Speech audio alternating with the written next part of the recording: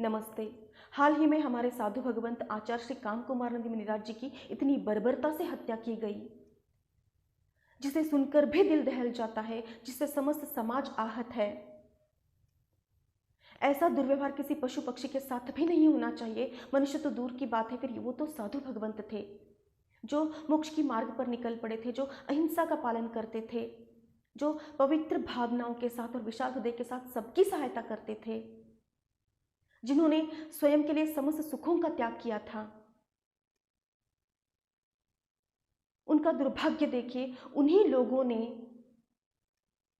उनकी निर्ममता से हत्या कर दी जिनकी उन्होंने आर्थिक सहायता की थी। व्यक्ति की दुर्बुद्धि किस तरह से कार्य करती है देखिए। जब जिन्होंने उनकी निर्मम हत्या की, उन लोगों को जब पैसों की आवश्यकता थी, जब सहायता की आवश्यकता थी, तो वही मुनिराज उन्हें इतने अच्छे लगे थे।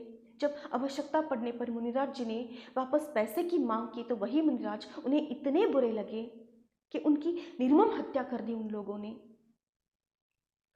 यहां तक कि उनके पार्थिव शरीर के साथ भी बर्बरता की।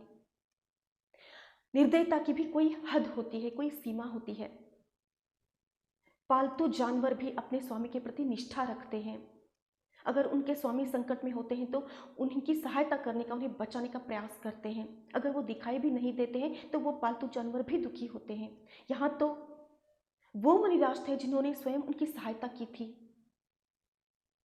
एक पेड़ की टहनी भी काटनी होती है तो हम पहले पेड़ से बात करते हैं, उससे क्षमा मांगते हैं, विवशता बताते हैं और टहनी को काटने के बाद हल्दी का लेप लगाते हैं ताकि उसका घाव भर आए, उसकी वेदना कम हो जाए।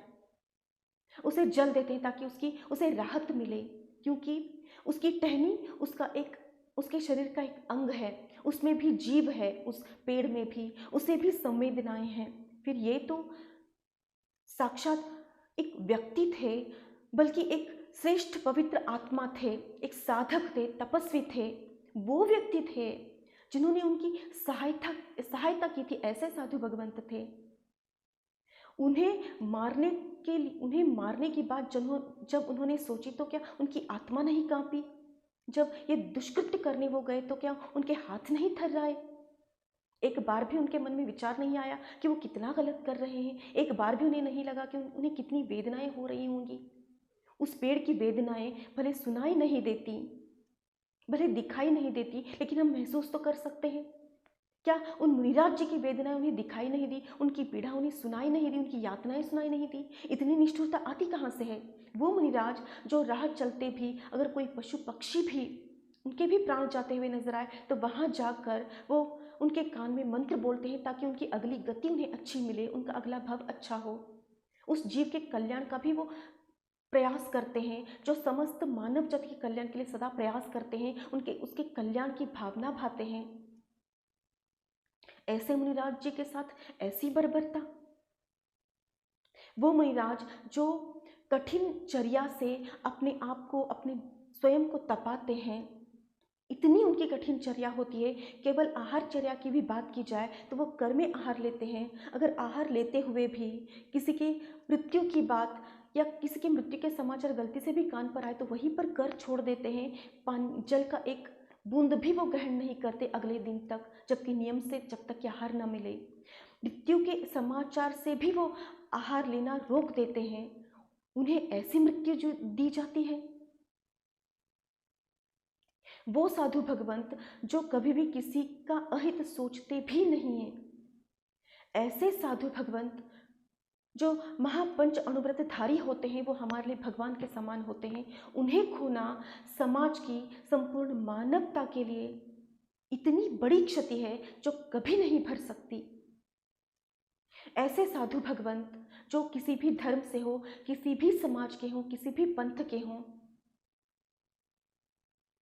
वो लाखों में एक जन्म लेते हैं। ऐसे साधुओं की वजह से ही धर्म सुरक्षित रहता है, ये इस पृथ्वी का संतुलन बना रहता है।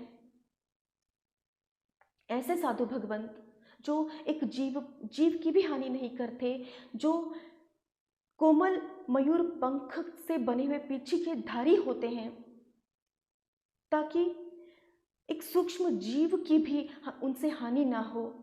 गलती से भी, अनजाने में भी किसी जीव की अगर हानि हुई हो तो इसके लिए भी ऐसा सोचकर उसके लिए भी जो आलोचना, स्वयं की आलोचना करते हैं, जो प्रायश्चित्त लेते हैं, उन मुनिराज जी के साथ ऐसी बर्बरता, जिन पैसों को बचाने के लिए, जिन चंद पैसों के लिए उन मुनिराज जी की इतनी बर्बरता से हत्या की जाती है। क्या उन मुनिराज जी का जीवन, जो एक साधक हैं, जो एक संत हैं, जो तपस्वी हैं, जो त्यागी हैं, जो परम ज्ञानी हैं, जो दयालु हैं, उन मुनिराज जी के जीवन का मूल्य क्या उन पैसों से कम था उनके लिए जिन्होंने उन्हें मारा? इस दुष्कृत्य को सदियां नहीं भूल पाएंगी। जब जब ये घटना याद आएगी तब तब मानवीय मन झकझोर जाएंगे। संतों के मन को दुखाना भी जहाँ पाप है, वहाँ इस दुष्कृत्य से कामकुमार नंद मुनिराज जी को तो असंख्य यातनाएं हुई ही हैं।